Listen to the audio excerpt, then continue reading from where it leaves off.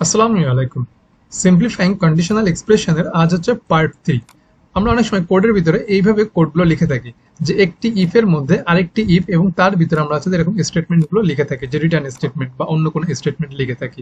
তো যদি আমাদের এমন হয়ে থাকে যে একটি ইফ এর মধ্যে আরেকটি ইফ লিখতেছি এবং তারপর যদি আমাদের রিটার্ন এরকম লেখা থাকে, তাহলে সেক্ষেত্রে আমরা এটাকে কিভাবে সিম্পলিফাই করতে পারি সেই বিষয়টা আজকে চলুন দেখবো।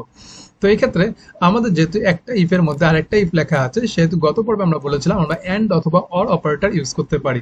তো এই ক্ষেত্রে যেহেতু একটা ইফ এর মধ্যে আরেকটা ইফ কথাটা লেখা আছে, তাহলে সেক্ষেত্রে আমরা এখানে এন্ড অপারেটর ইউজ করব। তাহলে এই ক্ষেত্রে আমরা আমাদের কন্ডিশনটা কিভাবে লিখবো? আমরা আমাদের কন্ডিশনটা লিখবো ইফ দেওয়ার পরে তারপর এখানে আছে অন ভ্যাকেশন। এই অন ভ্যাকেশনটাকে আমরা এখান থেকে কপি করে নিলাম। কপি করে নেওয়ার পরে এখানে আমরা যে অপারেটরটা ইউজ করবো সেটা হচ্ছে আমরা এন্ড অপারেটর।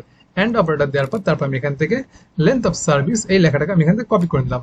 কপি করে নেওয়ার পর আমি এখানে লেন্থ অফ সার্ভিস লিখলাম এবং তার ভ্যালু দিয়ে দিলাম 10। যদি আমার এই কন্ডিশনটা ফিল আপ করে, তাহলে সেক্ষেত্রে আমার যে রিটার্নটা করবে সেটা হচ্ছে আমার রিটার্ন 1। এটা আমার রিটার্ন করবে। আদারওয়াইজ আমার যেটা রিটার্ন করবে সেটা হচ্ছে আমার 0.5, এটা আমার রিটার্ন করবে। তাহলে এই ক্ষেত্রে আমরা হচ্ছে যে একটি ইফের মধ্যে আরেকটি ইফ না লিখে আমরা একটা ইফের ভিতরে আমরা হচ্ছে কন্ডিশনাল এক্সপ্রেশন লিখে সেক্ষেত্রে আমরা এটাকে এভাবে ইউজ করতে পারি।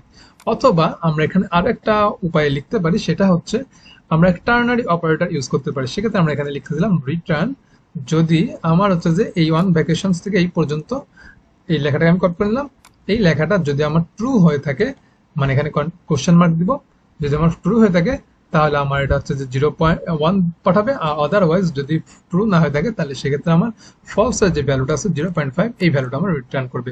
তাহলে আমরা এইভাবে করে একটি ইফের মধ্যে আরেকটি ইফ মানে নেস্টেড ইফ না লিখে আমরা হচ্ছে যে সেটাকে এভাবে এক লাইনের মধ্যে লিখতে পারি, অথবা আমরা টার্নারি অপারেটরের মাধ্যমে ইউজ করে আমরা সেই কথাগুলোকে লিখতে পারি। তো আজকে এই পর্যন্তই। Thank you for watching this video. আল্লাহ হাফিজ।